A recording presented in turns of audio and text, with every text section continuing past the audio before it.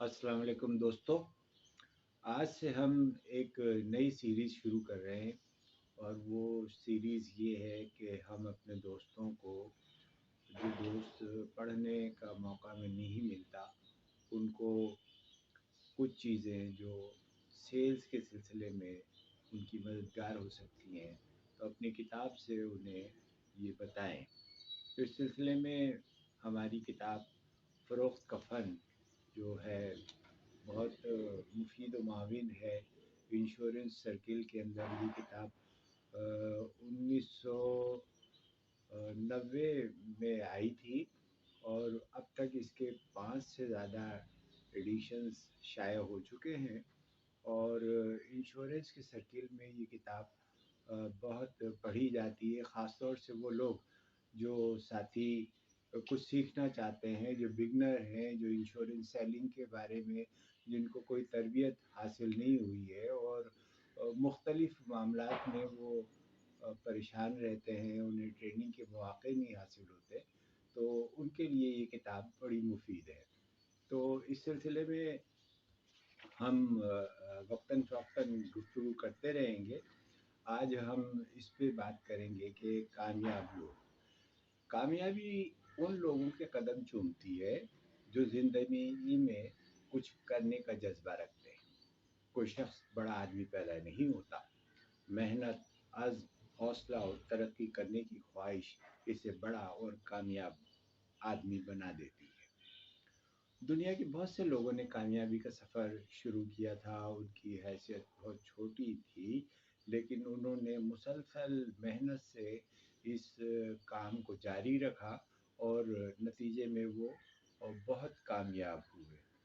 जिन लोगों ने अपनी ज़िंदगी में मेहनत से कामयाबी हासिल की, उनमें एक शख्स रॉकी, फर्स्ट ब्लड, कल्फ हैंकर जैसी कामयाब फ़िल्मों का सिलवेस्टर स्टालोन फ़िल्मी दुनिया में आमद से पहले शेर का पिंजरा साफ़ किया करता था। तो ये जो बड़े लोग होते हैं, ये अपने शुरू के जो वक़्त उन्होंने गुज़ारा होता है, मेहनत से गुज़ारा होता है, उस पे कोई शर्मिंदगी महसूस नहीं करते, बल्कि फ़ख्र से बताते हैं कि हमने इब्तिदा में ये काम किया था। तो सेलिंग के लोगों को भी अपने आप को हर तरह के कामों से गुज़रना होता है और वो उन्होंने मुश्किल वक़्त भी देखा होता है। Sir Ralph Richardson insurance company में जो बड़ा नाम पैदा किया, लेकिन वो इस कंपनी में, इंश्योरेंस कंपनी में एक चपरासी की हैसियत से शामिल हुए थे और राय रो जूतों की फैक्ट्री में काम करता था। इसी तरह से बर्ट रेनाल्ड जो है एक फुटबॉलर था।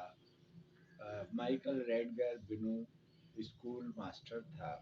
रोनाल्ड रेगन जिनका बड़ा नाम है, साबिक अमेरिकी सदर थे, रेडियो अनाउंसर और ब्रॉडकास्टर रहे और उन्होंने भी अपनी ज़िंदगी की इब्तिदा बहुत मामूली कामों से की थी।